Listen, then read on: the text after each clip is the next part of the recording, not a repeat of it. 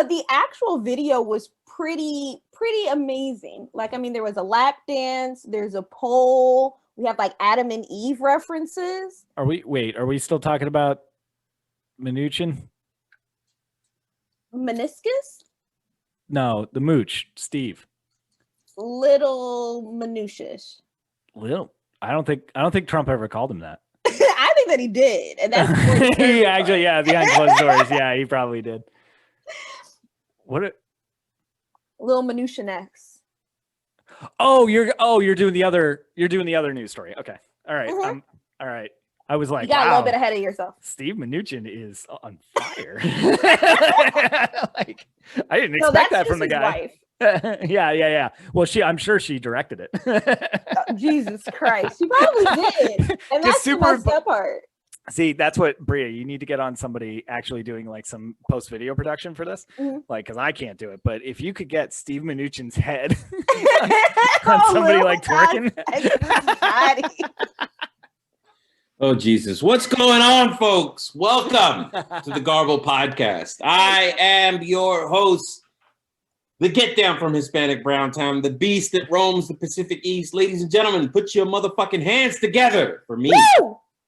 Ramon. Ooh. If you're roaming, did you get vaccinated? Because if not, you're misusing your platform. I got my first shot. Yeah. I'm waiting on my second shot. Yeah. Hey, all right. Shots for Ramon. Shot. We have that on the sounder, right? Jab it in. If they don't play that at your clinic when you're getting vaccinated, you're at the wrong one. Right. Oh, and by the way, hey everybody, it's Nick. Co-host Garble Podcast.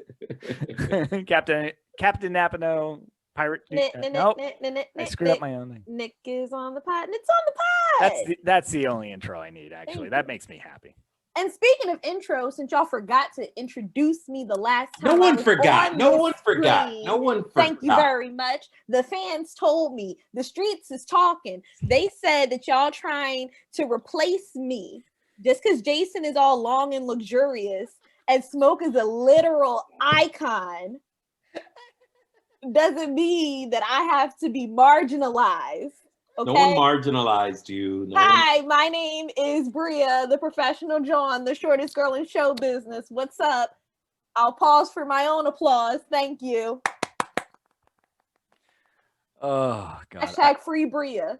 Hashtag free Bria in the comments. Once again, I don't read them, but put it down there, y'all. Thank you for reminding me that Jason showed up in sunglasses, and so Smoke put on sunglasses for the intro. He's like, "Oh, we're doing this." But honestly, if my introduction was going to be forgotten for anyone, I am very honored that it was forgotten for Jason and Smoke. You guys are always fantastic, and I can't wait to talk to you guys again. You see how it's diplomatic at the end of it? Yep, we'll talk to you later. Bye. What are we talking about today? Today we're talking about, and I feel like I'm going on an aside, because last week we talked about our country's still necessary, like just border wise. Today I'm gonna go the other way and look at. We want to look at the I don't know, craze is probably not the right word, but the mindset of buying American. Right. It's an older concept. It flares up every now and again. Like if you remember when we went through our freedom fry phase. Freedom fry phase. There, that's the word. When we went through that phase and we were saying, oh no, you want to buy American, you don't want to buy, French, or you don't want to buy, you want to buy American. And the concept of being able to support your own or support locally. Keeping the dollar in rotation. Yeah, keeping it here. It's part of the reason that tariffs were so popular with some political minded folks. It's why we make arguments to do this every now and again. Like pops up and then it doesn't, and then it kind of goes away because it's really unsustainable. So I kind of want to take a closer look at that and see if that's even a relevant or a good concept, or if it's more exploitative, if that makes sense. Okay. Yeah. That's kind of the way we're. And that's why you have that made in the USA background. And that's why I have that, yes. And that's why you have the stars and stripes. I have Stars no background because I'm convinced. Buy American. Oh, Buy American. There you go. And sorry, Bria, you're going with no background today because I'm convinced that I will derail this conversation, but I'm going to try to stay on focus this time, guys. Okay. I thought it was you found out your green screen was made in China. Which it probably was. Yeah, 9 times out of 10. It was or like Indonesia. Or assembled in Mexico. But yeah, before we do that. International. Let's do news. Who's got a news story? I've got one that's a bit of a downer. And I'm a little late with it because I wanted to talk to other people first. Anybody follow boxing in the room? Sometimes. It depends who's boxing, yeah. So back in the day, a gentleman by the name of Marvelous Marvin Hagler was the undisputed heavyweight champion of the world. He has been described as Mike Tyson before Mike Tyson was a thing. He had an outstanding record with, I think, 2 losses on it. The last one was the last fight of his career, where there was a lot of controversy around it. But Sugar Ray Leonard, for anybody that follows the sport or followed Marvin's career, was his last fight where he kind of handed over the championship to Sugar Ray Leonard, or that's how it worked out. Anyway, he passed away at the age of 66 the other day at his home in New Hampshire. He happened to be a friend of my dad's growing up. Wow. They both grew up in Massachusetts. And in fact, that's the only reason he lived in New Hampshire was he was thinking about moving out of cities. And my dad was managing a property up in New Hampshire and said, well, they got condos up here if you want to check them out. So he came up, checked them out, bought one. And God, it had to be 30 years that he's owned that condo up there in the woods in New Hampshire. Anyway, he was there when he passed, and at 66, which is far too young. And he was a super great guy. The reason I bring it up as news is as part of when people were finding out, a lot of boxers that knew him and people in the boxing industry were reaching out with their condolences and saying just things off the cuff. And someone, I don't even remember which former boxing associate said this, but said, when the news was breaking, he came on Twitter and said, everybody pray for Marvin. He's in the hospital. He's fighting side effects from the COVID-19 shot. Oh. Which people ran with and said, see, this thing is already killing our greats. And, it just anti-needle propaganda started spewing from this. Now, a little bit to his credit, because it was half-assed, that post was deleted. It had already been screen grabbed a ton. And that guy came on later and said, I'm sorry, basically I misspoke.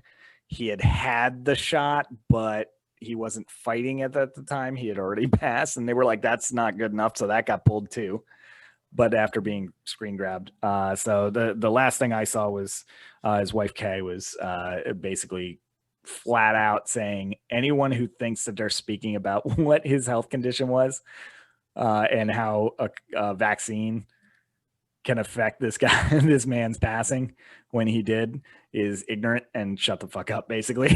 Not in those words, I'm paraphrasing, but and she said it rightfully so. Tragic passing, let's not politicize that, even though things were said in error. Too soon. Really nice guy. Just as a quick aside, I did beat him in boxing once. I was like 11, and he had Mike Tyson's Knockout, a 2-player version, arcade style, in his basement. And I beat him at that. And I said, I beat the champ at boxing. And I'm never letting that go. And he said, I can't believe I lost on my own game. And then he offered me a beer, but that's a whole nother story.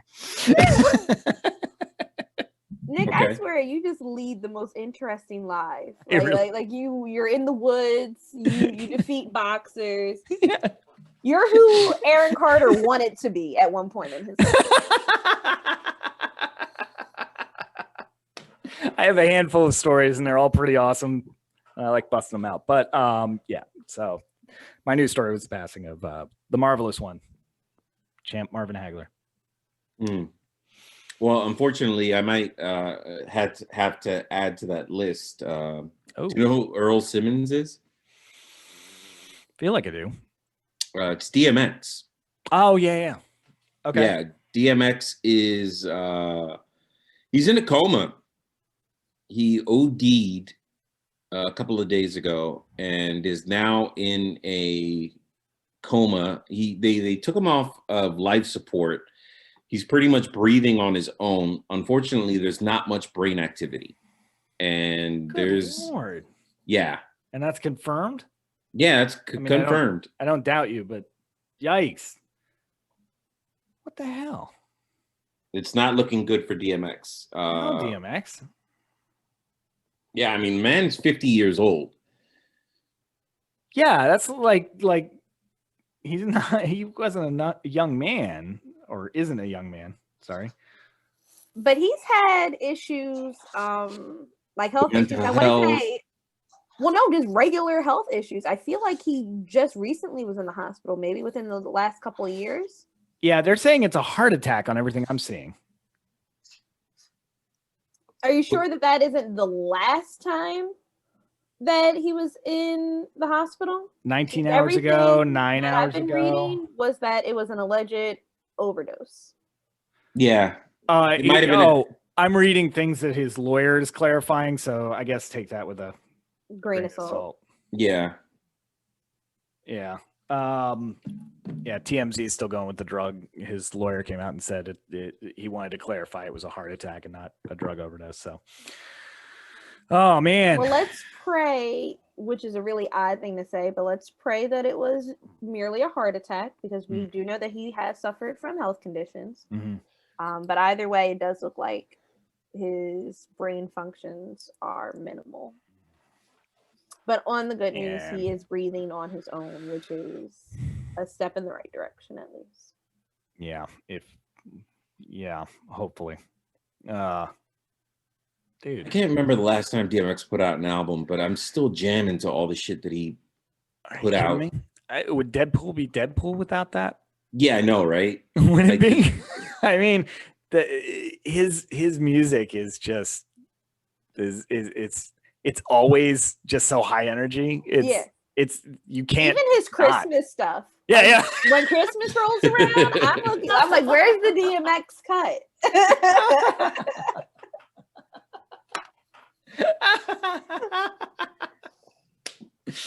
Oh. So DMX, you are most certainly all right. in my prayers and good vibes and well wishes. Yes. Wow. Bria, help us out here. Oh, that was two depressing news stories in a row. I went first to try and get that out of the way. I mean, wow. Well, while you're praying, I mean, I guess this kind of fits in the same thing. Just make sure that Lil Nas isn't in the room, because according to his music video, all queers are going to hell. Horrible. Wait, didn't he in the video give like Jesus a lap dance or something like that? He gave the devil a lap dance. Okay, so wait, isn't he also gay? Yeah, that's the point. Okay. Oh, okay. All right. Go ahead. I'm sorry. Lil Nas X, if you are under a rock, recently dropped a music video for Montero, Call Me By Your Name.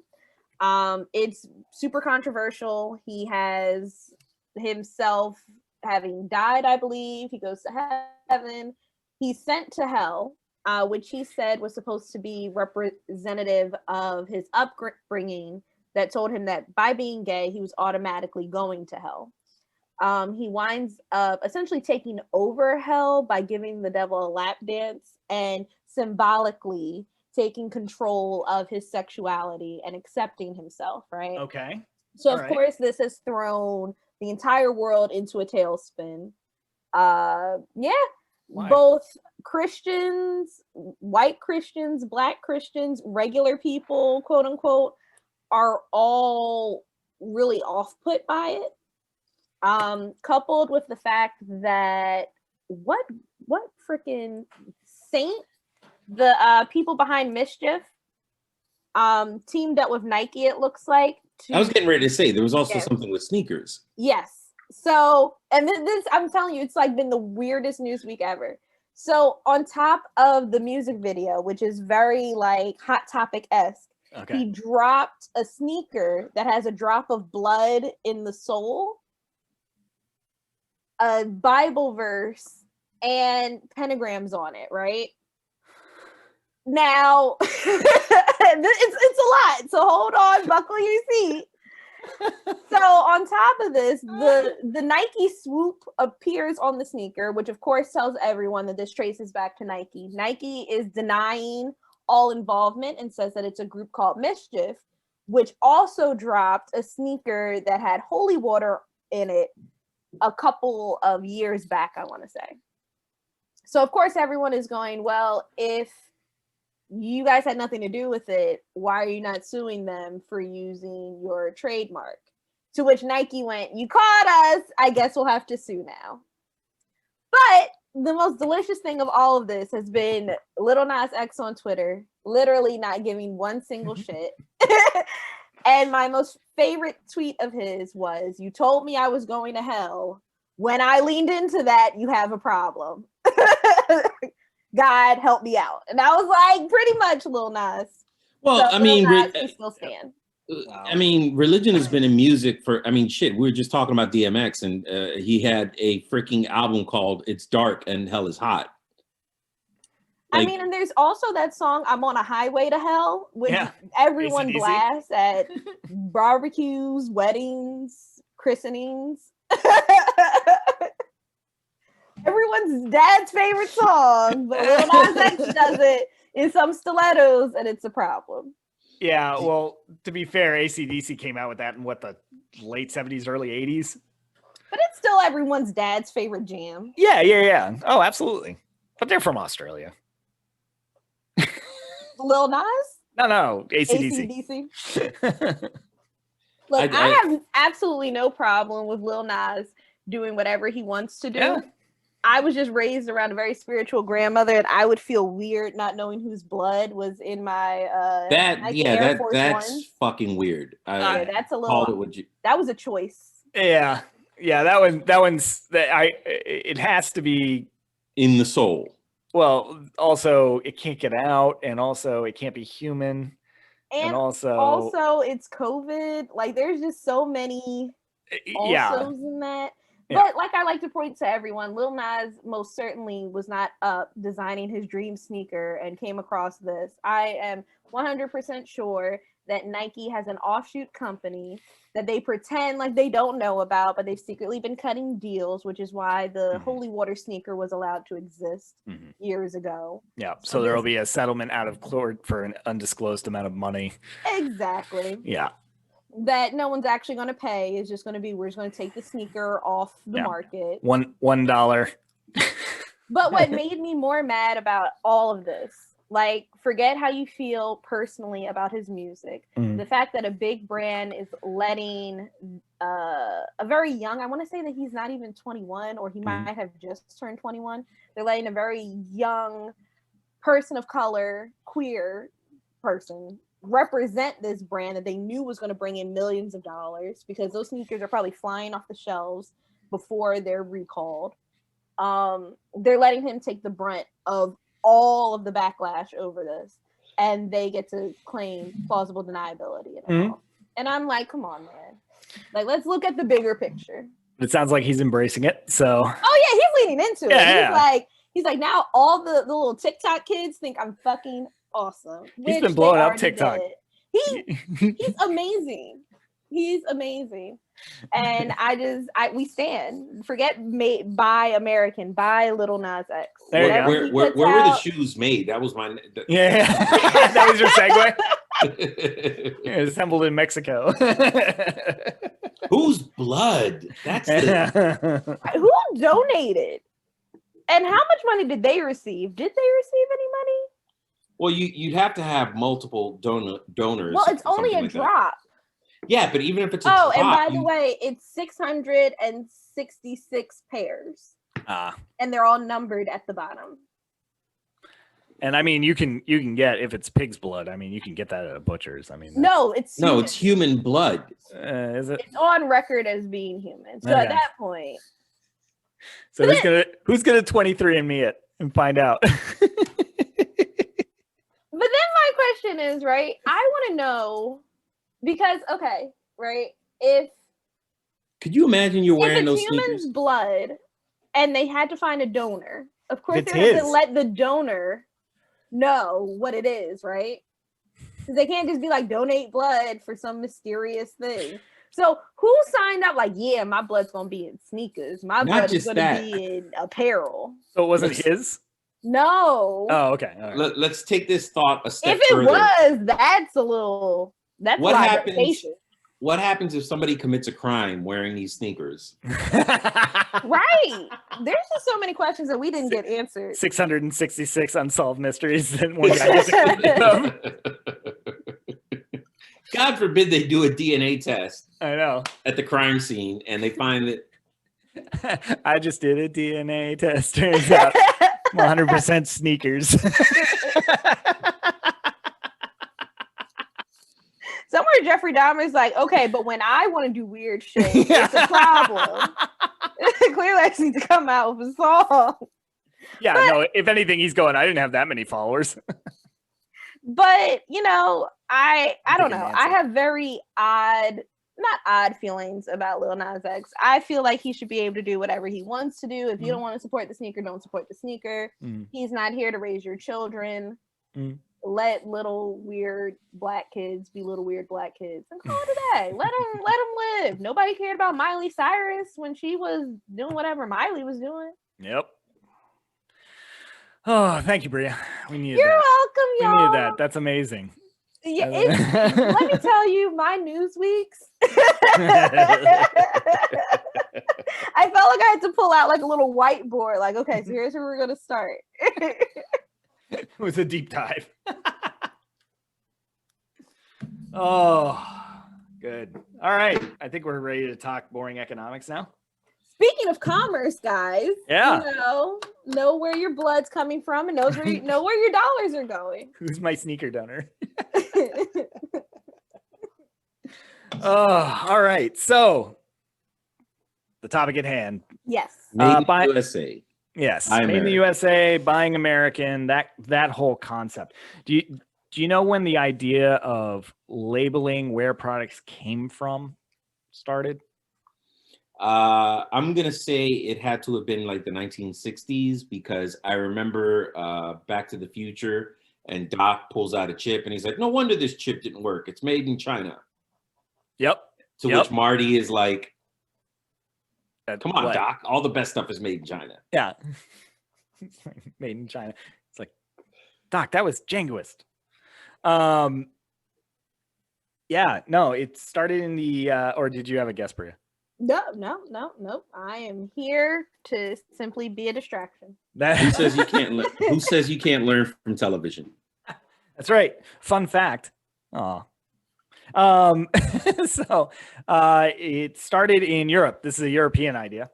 Wow. It started in the 1880s, specifically as a tool to allow consumers to know that something was made in Germany. Oh. And to not buy it because it was made in Germany. It was a tool to try and stunt the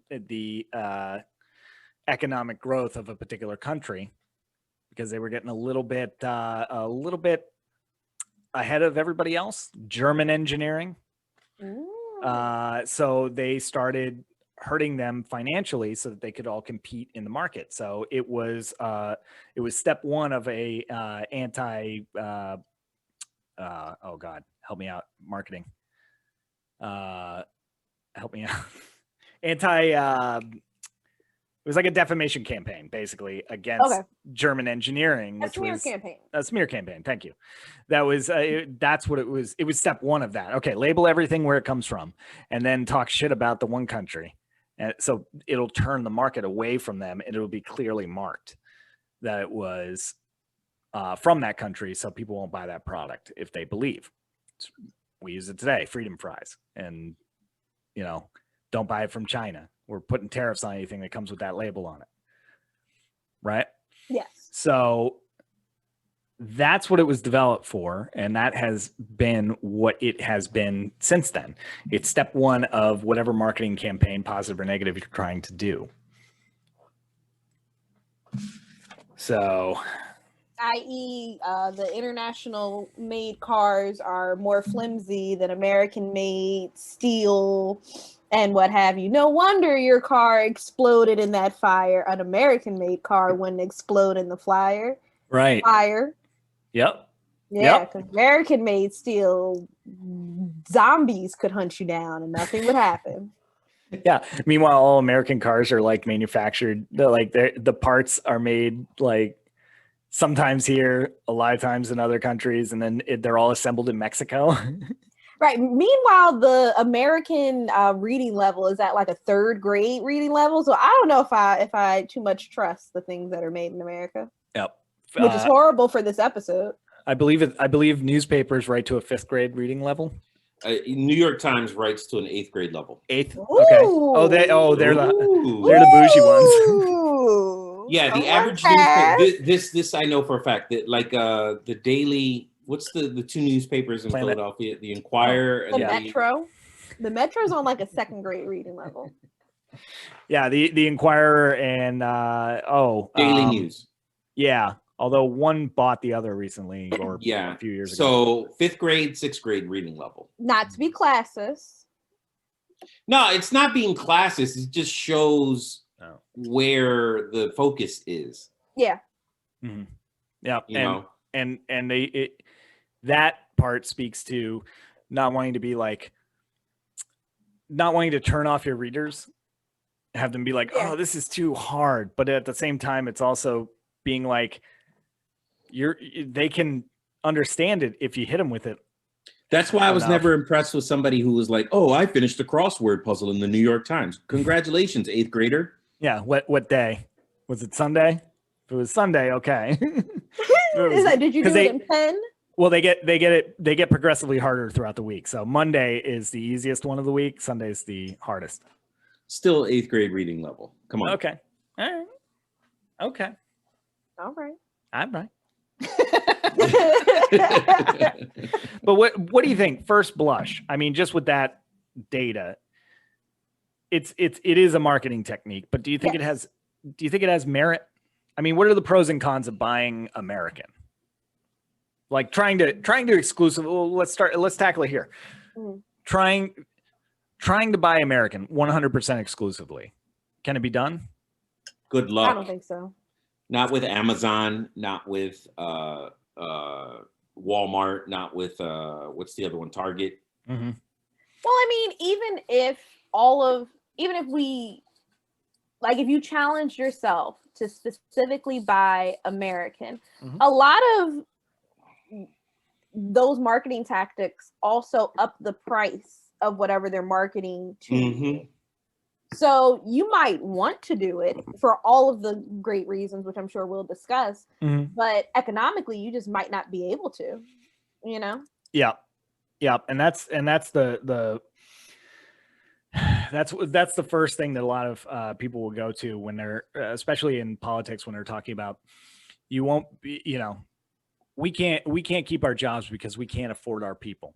If we paid our people the rate we have to pay you here, right? And this is corporate speak. Of course. If we had to pay the people what we have to pay them, and also health insurance and healthcare costs and abide by all of our good laws. Exactly. Yeah. And that's when businesses cry at those laws because they go, oh my God, you're putting us out of business. Our hands would be tied. We'd have to pass those costs on to the consumer. Mm-hmm. And so it would balloon the price. And when you go online and you try and look for like American made products, They're always more expensive. They're always very much more expensive. But you know what's the top of the list right now for consumer sites that will help you actually find products that are U.S. made? It's the first one that comes up on Google is Cultivate.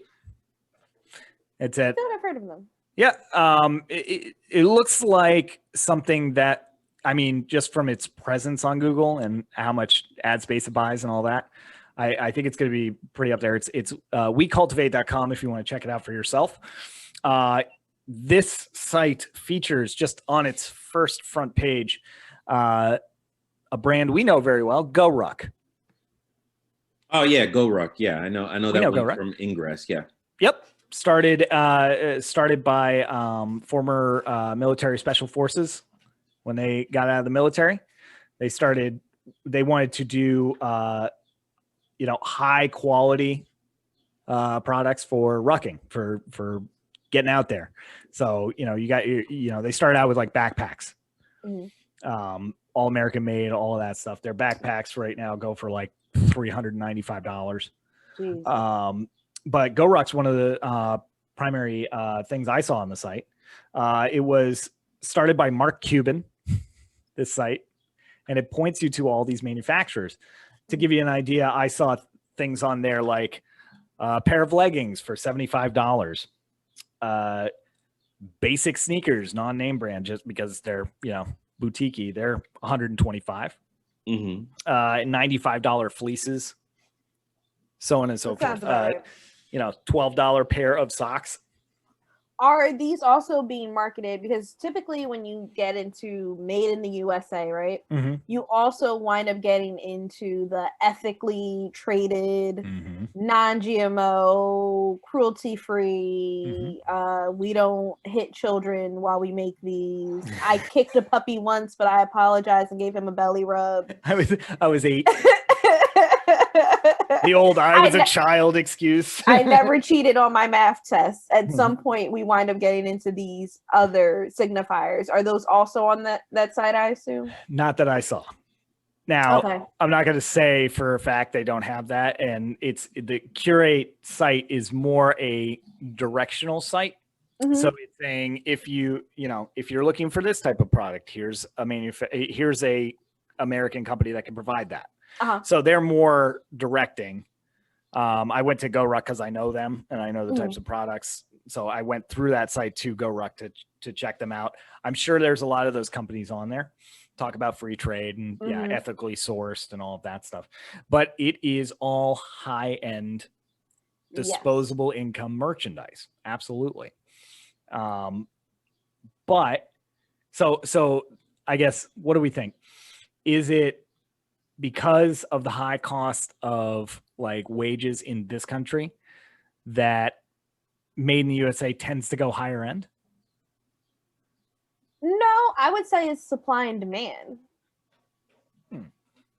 I think that's more of what it is. I feel like because the idea of made in America, ethically sourced, ethically traded, animal cruelty, non-GMO, soybean infused, which is bullshit, by the way. Such a trend now. And I'm not saying it's where'd you get the soybeans? Huh? Exactly. And I'm not saying that like it's for like these things aren't good things, right? But it would be false for me to state that this isn't a trend, that this isn't where our consumer is looking more towards, right? Everyone's trying to lower their carbon footprint, even though they're not quite sure what a carbon footprint is. I would say that because it's such a high demand for these items and they know that the big manufacturers aren't going to do it, right? So you as a small boutique owner have the ability to tap into a market. Why wouldn't you upsell your goods? And I'm not saying that's for everyone. I'm not saying that everyone's doing that, but I definitely believe that a $75 pair of leggings has a good amount of upsell. Yeah, not to mention the fact that it's simply impossible to do this with electronics.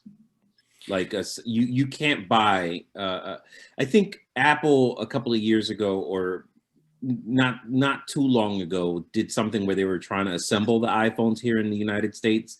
Yeah, they were going to set up a whole factory, right? Right, and it ballooned the cost of the iPhone. It's probably why it's over $1,000 to buy an iPhone nowadays. To be fair, so Samsung though. Yeah, but and that's the point that I'm making with electronics. You can't buy you can't buy a made in America television because it's going to end up costing you 3 times what it would normally cost to buy a television. Yeah. And then we're not even getting into the quality. Well, and then we have to think, right? So if you're made in America, I assume, and these are all things that intrinsically go together, because the consumer that's looking for made in America is also probably looking to see if you're paying your workers a living wage, right? Because that consumer largely entails both of them. And by the way, my hand is peeking out of my neck of my shirt because I am incredibly hot. It turned sunny today. I just want to point that out to anyone that's watching our YouTube videos. I promise I'm not a creep. Could have made a way better story than that. Just fought yourself the whole time. Uh-oh. Look, I'm just trying to point it out. So if you have to pay your worker a living wage, 9 times out of 10, where you're going to put that cost is in your good. Okay. Which we just recently discussed. Well, and yes, and that's a point businesses bring up a lot. Now, the funny part is, when we start having the minimum wage conversation, you know, are people kind of just making themselves feel better? Are they just patting themselves on the back by saying, "Oh, well, I know I'm supporting workers that are getting a living wage, quote unquote," because we're proving now that that's not necessarily true. You can pay minimum wage and say, well, that's better than the 30 cents we're paying, you know, per hour in whatever country. You know, so that's got to be better, right? But it doesn't. Right. It's a bunch of, I hesitate to say this because it's going to sound really bad, but I feel like it's consumer narcissism. Yeah. Yeah, no, that's a great term. I haven't heard that term before. That's great. Well, you heard it here first, Garblettes. I feel like yes, the most recent consumer is obsessed with their effects on the world. Like, I just read something about how one of the biggest schemes in the world was big corporations convincing us that our individualistic carbon footprint was the issue and not gigantic factories producing smog over millions of people. And I feel like we as consumers have bought into that. It's like, okay, well, I'm not going to buy from any place that isn't cruelty free. And I'm like, okay, that's good. That's a good thing for you to do. But I highly doubt that your one eyeshadow palette is going to save all of the rabbits in the world. Yeah. And it's the marketing idea that if you do your part, that's what you can control. And so at least you can control something.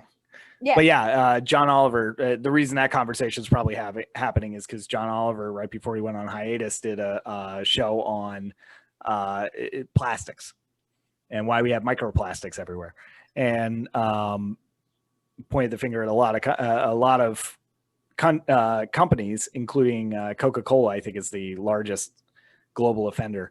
I would assume, yeah. Yeah, and he was like, back when, you remember the crying Italian gentleman who was pretending to be a Native American? You remember that commercial? What? Yeah. I remember that commercial. Oh, okay. We're the old guys in the room remember it.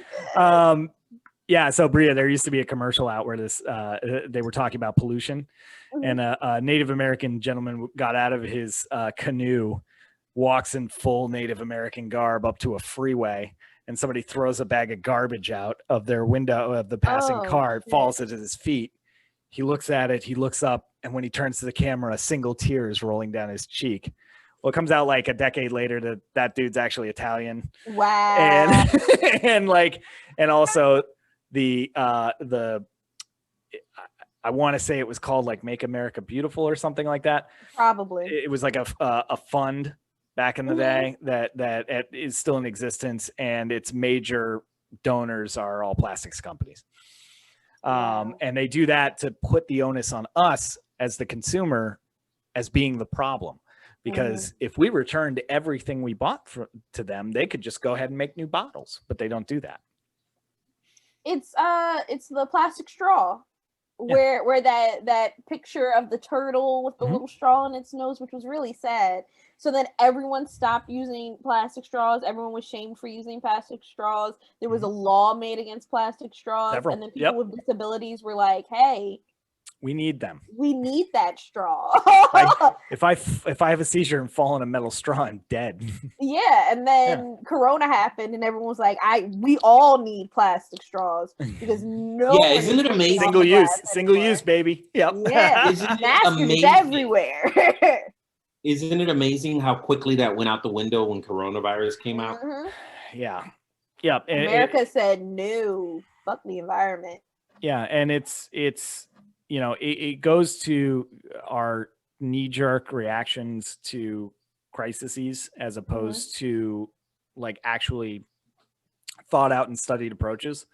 I get the need for speed, you know what I mean? In a pandemic situation, I totally get that.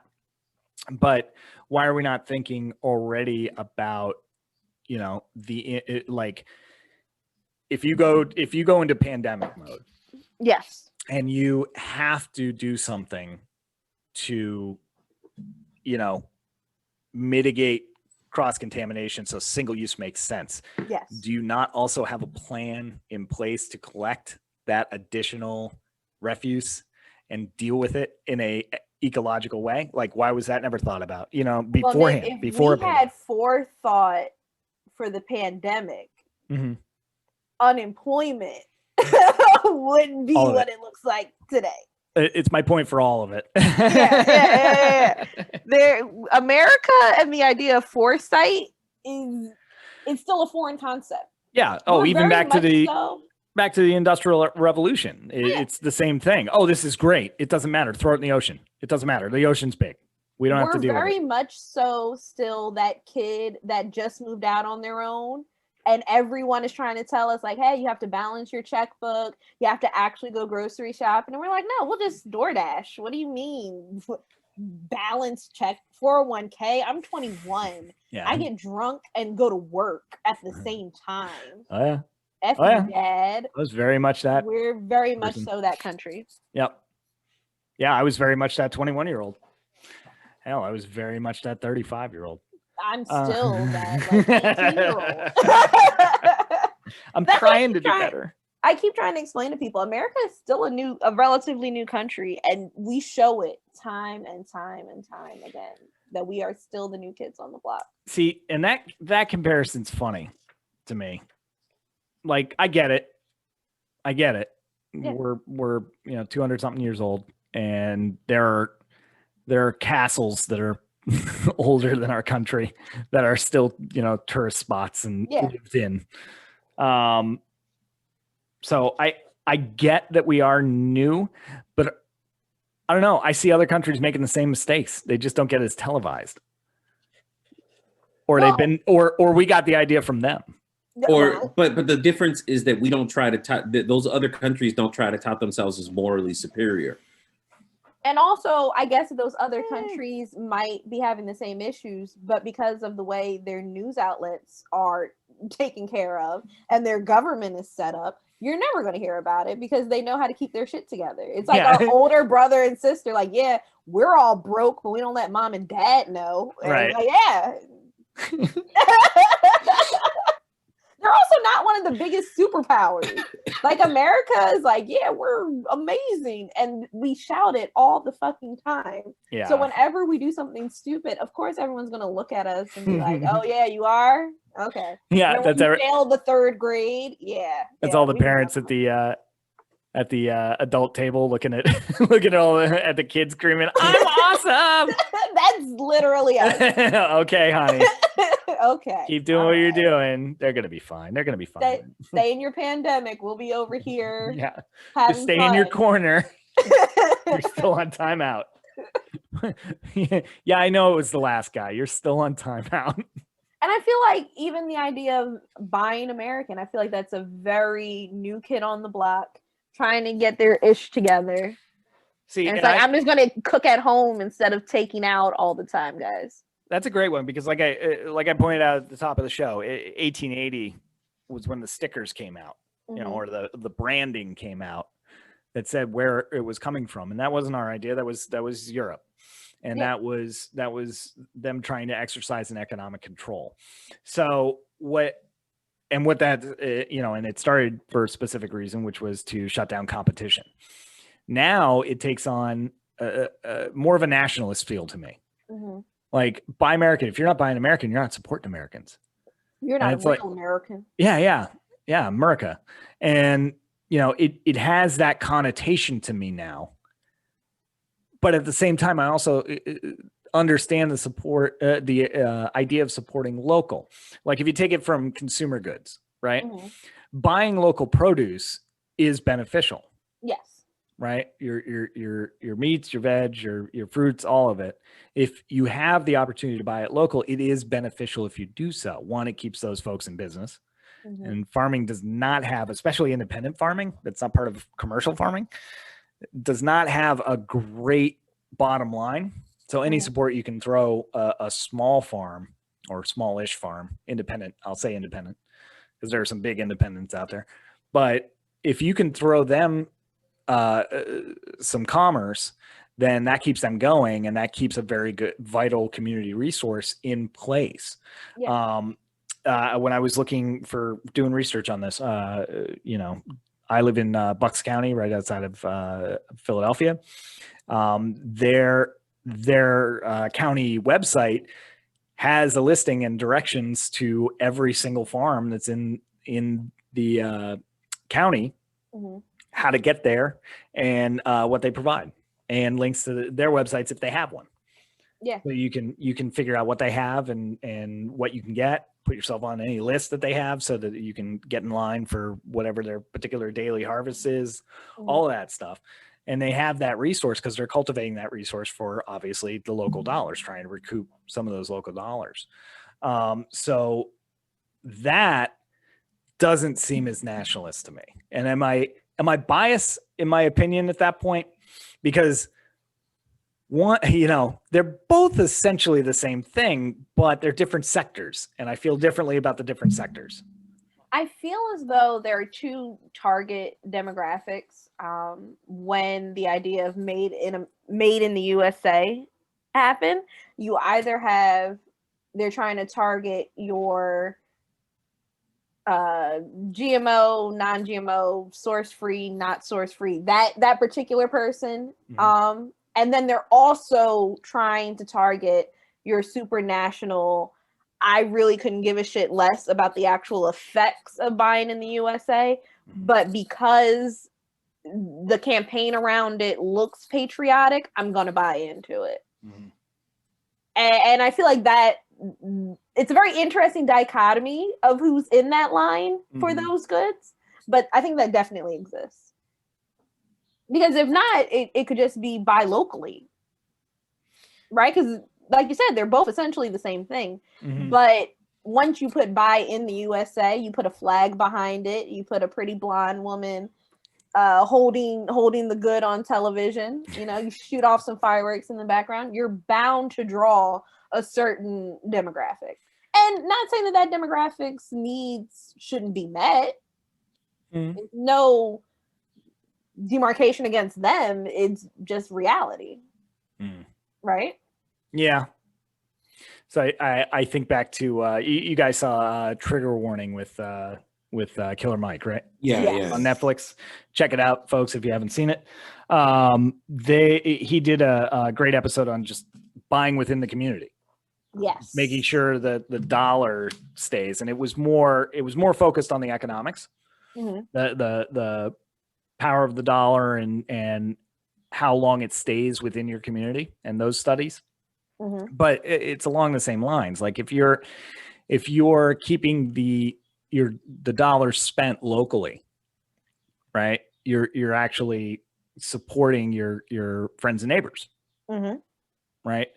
So I guess maybe it is more that, because you can buy American from large companies that are American companies that happen to take that particular focus, but you're also paying exorbitant rates for stuff you don't 100% need. It's more of a want than a need, just based on my research. Am I off base? I think that. No. I mean, there was also a post going around on Facebook, which clearly that's where I get all of my political hot takes. Okay. About when you buy from like a big corporation, even if it's made in America, right? Mm-hmm.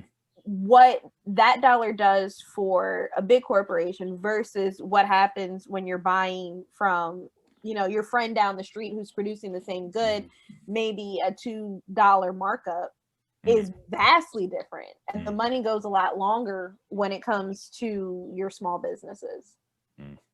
Yeah. I don't know. I tried to buy black, and I still do. I try to buy as many small business, black owned, especially if I'm going to buy luxury goods. That's my big focus. Like if I know economically, right, I can't afford to buy $30 plain t-shirts from a black owned business. I just cannot. But if I'm going to spend an exorbitant amount of money because I want to treat myself, right, to a luxury makeup or handbag, I try to keep those dollars as close to my community as possible. Okay. And that's how I try to rationalize it in my brain. And Bree, you and me have had this conversation where we've talked about like why a black-owned business can charge $30 for a t-shirt, because they don't have the established brand, they don't have the established, so everything's a markup for them. And it goes back to the whole idea of volume, okay, of cost over, like you can walk into Target and buy a $20 t-shirt that has, your favorite Marvel thing on it, your favorite DC thing, your favorite whatever. But like it's the same thing that happens when you go to a con. You're buying a t-shirt and you're like, well, Jesus Christ, why is this t-shirt here $30, $40, some ridiculous price? And some of it you figure is part of the con markup, but a large part of it is due to the fact that they don't have the established brand. So the overcost is much more for that company. Yeah. And that cost gets transferred over to the consumer. Even if you were, and I challenge everyone to do this, right? If, like, let's say t-shirts, right? If you go to an independent t-shirt printing company and you ask them, hey, I want to print 100 t-shirts, right? It's an independent label. I don't have to pay for licensing. It's just my t-shirt with my face on it. Cool. Tell them that you want locally made, like the actual t-shirt that you're printing on. You want it to be locally made. You want it to be non-GMO. You want no rabbits to be hurt in the making. You don't want no blood in the soul of the t-shirt. Where were you buying your t-shirt? Like, do all of that. And then look at the actual cost to print the 100 t-shirts. You will be surprised how expensive that is. Plus, when you look at the con market, a purchase you make at a con, I feel, is you're supporting, especially if it's a t-shirt from like an original artist, you're supporting that artist. That's why you're buying that t-shirt. Because one, you want to rep it, you want to show other people what it's about, maybe get them thinking and looking into it. But you're supporting that artist right then. It's less about owning a t-shirt and more about showing your support monetarily, I think. Yeah. But, and I mean, even if you factor in after they buy these t-shirts, they also had to buy the table at the convention. They had to pay for the transportation to get there, and they have to pay for the hotel that they will probably be staying at, because in order to really make any money, you have to stay for the entire weekend, right? That's not counting whoever they had to pay to sit with them at the table and all the other stuff that they're going on at home. There's a reason why that t-shirt is $30. Absolutely. And once again, that's not feasible for everybody. Not everyone's going to be able to afford $30 t-shirts. I certainly can't. The shirt that I'm wearing right now came from Target. I'm not afraid to say it. And it was like $5. It's okay. But when you're able to splurge, why not splurge and support your local artists or your local farmers market? Which if you're in Philadelphia, there is absolutely no excuse for not supporting farmers markets. Yep. There is one every weekend, every single weekend. On almost every corner. Right. And you cannot walk in Rittenhouse. It's a rule. Yeah, you're not walking, you're shopping. Exactly. So, okay. So when you see Made in the USA, do you automatically think quality? No. Personally, I don't. Okay. Ramon? No, not necessarily. No. Not necessarily, right? I mean, there are good brands, and I think. But you use Go Ruck, for example, right? Yeah. And I've looked at the Go Ruck bags, and I've looked at other rucking bags, and it's like, because for a short while I was interested in that, and there's not that huge difference between Go Ruck. You at that point you're paying for the brand itself. Yeah, I like, and again, from growing up where I did, LL Bean. They used to have the lifetime warranty just like Go Ruck does. They got rid of it relatively recently. I think they kept it on the brand for like 120, 130 years.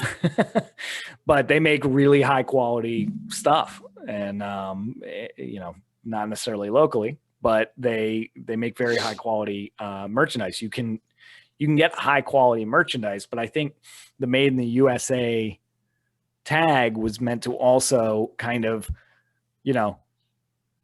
elevate, I guess, from a marketing standpoint, like the quality of it. And I wonder how well that was received. I don't necessarily think Made in America means it's made better.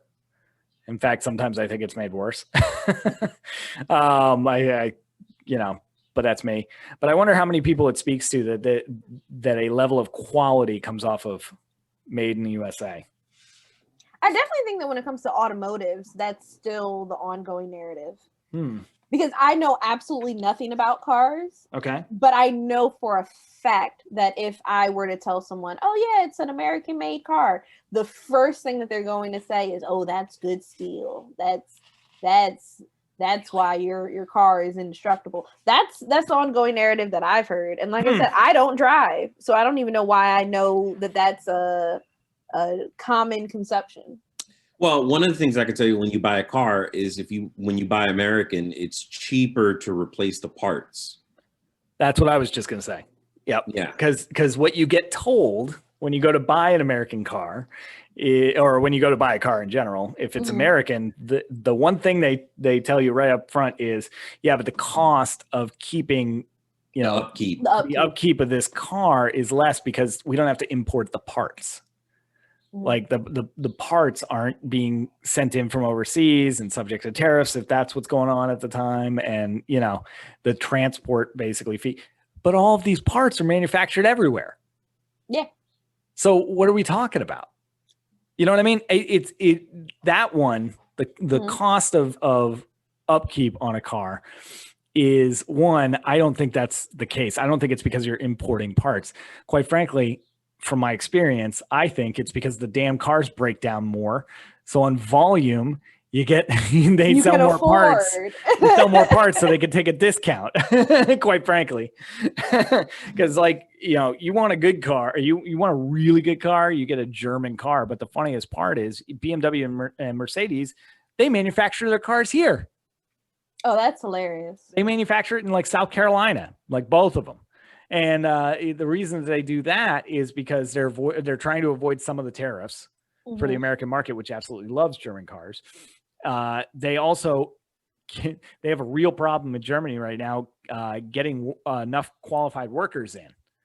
Oh, not because Germany, if you haven't been there, is a little like Britain in that it's kind of cold and kind of dank. Like, there are some beautiful, beautiful sunny days, but they're few and far between. Mhm. And they don't have the population density to keep up with their manufacturing. So they try and recruit people from other countries, Mhm. and they don't want to go there. Yeah. I don't want to go there Who wanna because do that? why would I go there? So that's the problem they're running into. So they actually come here to manufacture, which is amazing. So I don't know. It doesn't say quality one way or the other to me. No. I don't know if I'm in the minority on that one. And when you think about the fact that you have like these car makers that are making their foreign cars, but they're made here in the United States, then what are we even talking about, right? What are we exactly? What's the point? What are we even discussing at this point when we know for a fact? Like, does it matter that your iPhone, all the parts from your iPhone came from Indonesia or wherever, and it was assembled in the United States? Why? Or China. Or China for that matter. It's all capitalism, the all-seeing eye of capitalism, who's at fault for everything, including King Kong versus Godzilla, but we won't go there. Why? This is the second time that you brought that up. Why do you bring that up? This is going to be another episode, Ramon. Because she's needling you. She is trolling. What every good third mic does. Stir the pot. She is trolling, which used to be my job. I just lost my job. To a foreigner. No, I didn't say that. I'm sorry, Nick, for being the brown person that stole your job. No. Oh. All right. Getting back. Which I guess is the other argument for buying in the USA. Because intrinsically, if everything was made in the USA, that would mean that there would be more jobs in the USA. No? Is that not also part of the rhetoric behind That's absolutely part of the rhetoric. Yep. And it's if we support businesses, if we give them bailouts, if we reinvest government capital into things, that equals jobs, just bottom line. But you know what? I don't think it equals American jobs, not the way that we see companies continuing to outsource to other countries because cost. Right. They can make the cost less. You know what fixes that question? What? Do away with borders. Yeah, I'm still on that from last episode. So if you didn't hear last episode, go listen to last episode. Come back to this episode after giving it a like, and then you'll be caught up. There you go. So that's all the notes I had. Did we miss anything? No, I don't think so. Oh, we should say some of our favorite either local or community brands that we support. I like it. I think that would be a good closer. No? Sure. Does anybody have one? My favorite, because I enjoy luxury items that I probably can't afford. I've been on a Black-owned handbag kick. So what is this? Brandon Blackwood is absolutely amazing. His prices range from like $50 to I've seen $6,000 goods. They're all really high quality, either vegan leather. I think that he put out a python bag, which is kind of cool. If you want to check out some of his stuff, you should. He's on Instagram. He is awesome. That's who I am plugging right now. Very nice. He should pay me. Or he should just let me buy a bag because this stuff is always sold out. Like, just let me give you money for this plug. One of the local artists I support is Sean Aline. Yes. I hope I'm saying that right. Who's been on the podcast before. He always has some really dope t-shirts whatever con I go to. He's always got really dope artwork out. And so when I think of when I'm thinking of like custom t-shirts and things like that, I always go to him. Very nice. I'm sorry, I'm pulling up the name of mine right now. Since you took my con idea, I had to audible. Uh-oh. All right. So Thank you, Etsy. Okay, I'm gonna go off memory if I'm wrong. I apologize. So I'm gonna shout out someone that I have gotten merchandise off of before, and you should check out. It's my mom. Hey! She has an Etsy shop, Blue Moon Lighting. I'll correct it in the comments of the video section if I'm incorrect, but it's on Etsy. Ramon, do you still have your Jedi cloak? Yeah, I still have my Jedi cloak. So she made that. She makes several other things, and she does take requests. She works completely with fabric. I'm not going to say it's locally sourced because she, gets it from like Joann Fabrics or whatever, but she works wonders. So yeah, Ramon has a Jedi cloak. I've seen her make, if you're into taxidermy, but you don't want to kill an animal, she makes craftidermy. Ooh. Which is basically just a animal head reproduction that you can mount on your wall if you like the look but don't want the murder.